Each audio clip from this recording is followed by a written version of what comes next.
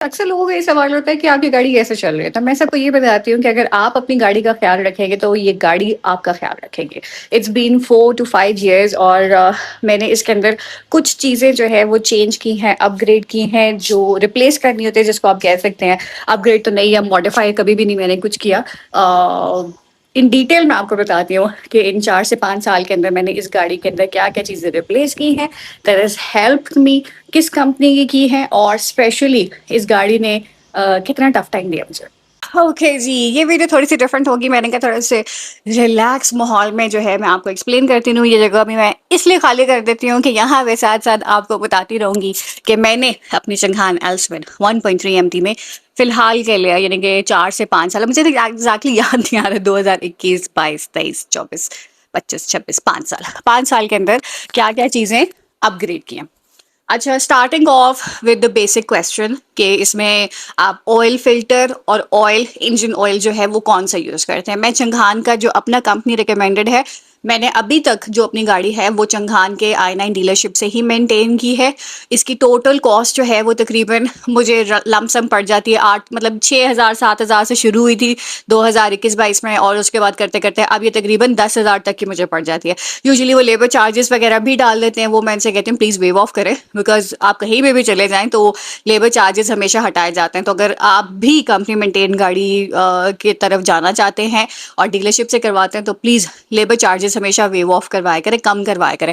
कभी कभार वो कर देते हैं, नहीं करवाते, और अगर आपकी गाड़ी जो है वो वारंटी से बाहर आ चुकी है तो आप बेशक कहीं और भी जा सकते हैं। जैसा मैं अभी लास्ट सोचूंगी कि मैंने मोटर हब से, मोटर हब डॉट पी के, इट्स एन DHA2, वहाँ से अपने ब्रेक पैड्स वगैरह चेंज करवाएं, उसके बारे में मैं आपको बताती हूँ। तो आई फाइंड कि अब मुझे ज़रूरत नहीं, क्योंकि कंपनी का ही ऑयल उनके पास मौजूद है। It's like a very good shop और स्टोर कह सकते हैं आप। तो मुझे बार बार कंपनी जाने की अब ज़रूरत नहीं है। दूसरी बात ये कि एज सच गाड़ी के इंजन से रिलेटेड मुझे कभी भी कोई प्रॉब्लम नहीं आई, लेकिन इसकी बैटरी जो है वो तकरीबन 1 या 1.5 साल के बाद आपको चेंज करवानी पड़ती है। ड्राई बैटरी है, बैटरी जो है ना, वो अक्सर ये होता है कि कभी कभार मेरी स्क्रीन के ऊपर एक इंडिकेशन आ जाती है। स्क्रीन इंडिकेशन जो है वो मुझे बता देते हैं कि बैटरी लेवल्स आर लो। मैं डेवो की बैटरी यूज़ करती हूँ, इसका एग्जैक्ट नंबर मैं यहाँ पे मेंशन कर दूंगी। ये बैटरी तकरीबन वो कहते हैं कि 6 मंथ्स की इसकी वारंटी है, कोई कहता है 8 मंथ्स की वारंटी है, लेकिन मेरी 1 साल चल जाती है।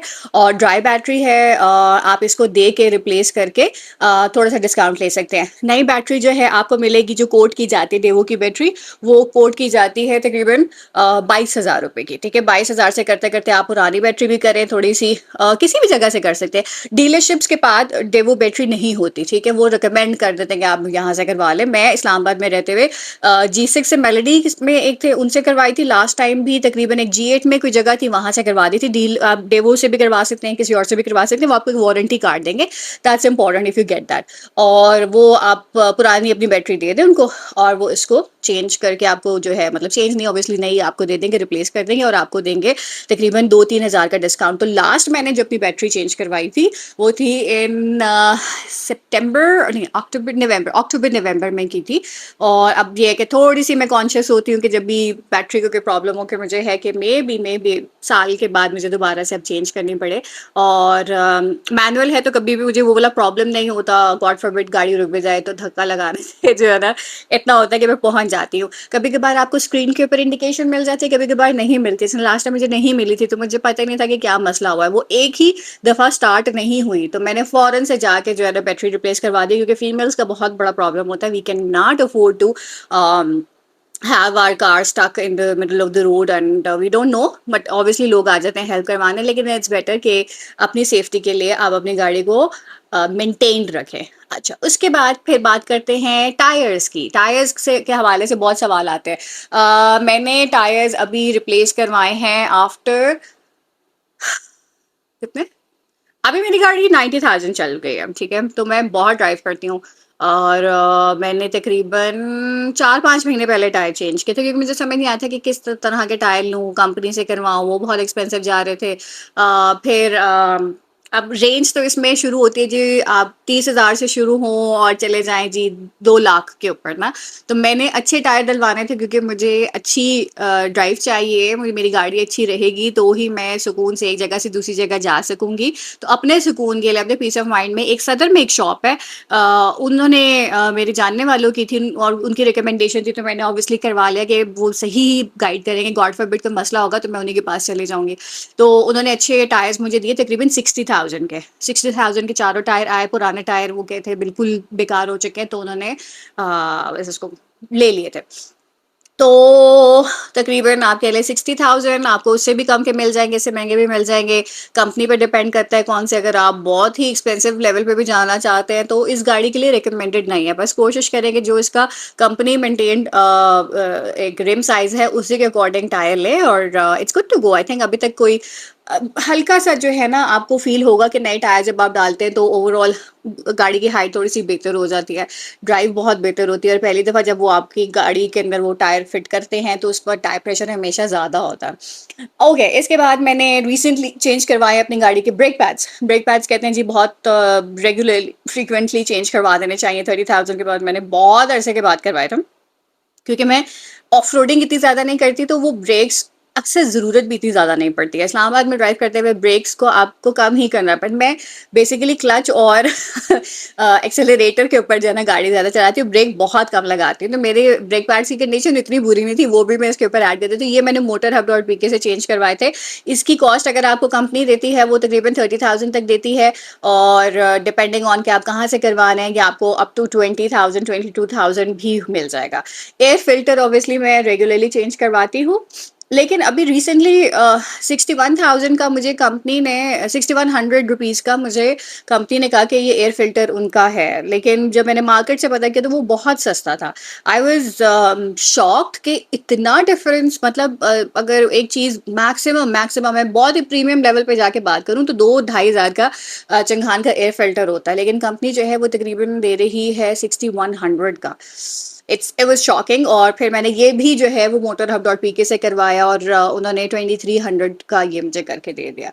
ओके, अब इंजन ऑयल का मैंने आपको बता दिया, बैटरी का बता दिया। इंटीरियर में मैंने कभी भी कोई चेंजेस वगैरह नहीं करवाए, मुझे मॉडिफिकेशन गाड़ी के अंदर पसंद नहीं है, क्योंकि जो चीज़ कंपनी फिटेड है उसको वैसे ही रहने दें। गॉड फॉरबिड कोई मसला हो जाता है और फिर आपके पास ऑप्शन होता है, उसको ज़रूर चेंज करवाएं। सीट्स के ऊपर कवर नहीं मैंने चढ़ाया, बिकॉज मुझे था कि क्या ज़रूरत पड़ती है, लेकिन जब मैं कल परसों पिछले वीक बैठी तो मुझे पता चला कि मेरे भांजे ने बेज कलर की जो सीट्स है ना उसके ऊपर अपना मुंह और गंदे गंदे हाथ लगा के थोड़ी सी गंदी की है। वैसे overall it was fine, but I definitely recommend कि आप इसको चेंज करवाएं। मैट्स वर फाइन, मैट्स जो कंपनी ने ही इस गाड़ी के साथ दिए थे मैट्स वर फाइन। सिर्फ जो ड्राइविंग सीट वाला जो मैट है ना वो तो बेचारा घिस गया है अंदर से ना, तो अभी मैंने इसमें फिलहाल, क्योंकि बाकी सारे मैट जो पैसेंजर सीट है और जो बैक सीट है उसके ऊपर तो कुछ भी प्रॉब्लम नहीं आई, तो वो मैंने कहा कि चलो अब चल रहे हैं तो फिर चलते रहे। वो भी आप देखें तो बहुत एक्सपेंसिव पड़ जाते हैं। फर्दर ये कि कोशिश मैं ये करती हूँ कि इंजन के ऊपर जो है वो जो स्प्रे जो हाई प्रेशर क्लीनिंग होती है वो नहीं करवाऊँ। गीला कपड़ा जो है वो खुद ही मार देती होती हूँ। रेडिएटर में मैंने पानी ही डलवाया हुआ, कूलेंट नहीं डलवाया, बट आई वाज थिंकिंग कि सर्दियाँ जैसे आएंगी ना तो मैं इसके अंदर कूलेंट डलवा लूँगी इस दफ़ा। क्योंकि वो भी मुझे बता रहे थे कि जी अगर 1 लीटर जो है वो 700-800 का पड़ता है तो 7 से 8 लीटर जाएगा, तो वो फिर अगेन 6-7 हज़ार की कॉस्ट आ जाती है। But again I see, because coolant वहां पे रिकमेंडेड होता है जहाँ पे गाड़ी के ठंडे होने के चांसेस बहुत ज्यादा ना, तो वो वाटर टेम्परेचर, वाटर जो है जिस लेवल के ऊपर फ्रीज हो जाए वहां पे कूलेंट रिकमेंड किया जाता है। और दूसरा ये कि it prevents from the rust. तो मुझे कहीं ना कहीं लग रहा है कि अब मुझे या तो पानी उसका पूरा एक दफ़ा जो है वो मैं रिप्लेस करूंगी, वो भी मैं आपको दिखाऊंगी कि अगर मैं करती हूँ और खुद करती हूँ तो मुझे मज़ा आ रहा है आजकल अपनी गाड़ी के साथ और उस एक्सपेरिमेंट्स खुद करते हुए। ये चीज़ें खुद भी आनी चाहिए भाई। अब छोटे छोटे कामों के लिए आप मैकेनिक के पास लेके जाएंगे तो आपका खर्चा कहाँ से कहाँ चला जाएगा, तो अपनी गाड़ी के बारे में इतनी इन्फॉर्मेशन होना लाजिम है। माइलेज के हवाले से तो मैं आपको इतने डिटेल व्लॉग्स देती हूँ कि भाई यहाँ से वहाँ जाएं, वहाँ से यहाँ जाएं, हर चीज़ मैं आपको एक्सप्लेन कर देती हूँ। तो अब आप लोगों को थोड़ी सी समझ आ गई होगी कि मैं अपनी गाड़ी का ख्याल किस तरह से रखती हूँ। मेरी गाड़ी अल्हम्दुलिल्लाह मुझे ये कि पहला ही मैं सेल्फ दूँ तो चल पड़े, ठीक है। और ये आपको कॉन्फिडेंस तब आता है जब आप एक नई गाड़ी लेते हैं। पुरानी गाड़ियों में ये बहुत प्रॉब्लम है। इसकी वजह से मैं हमेशा लड़कियों को रिकमेंड करती हूँ कि if you do not know anything about the cars, if you do not have the luxury और द प्रिविलेज कि आपकी गाड़ी कोई बार बार ठीक करवा दे, तो थोड़ा सा इन्वेस्ट करके ज़्यादा पैसे लगा के नई गाड़ी लें, चाहे कोई भी गाड़ी लें।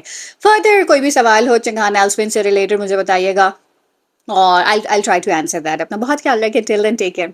अल्लाह हाफिज़।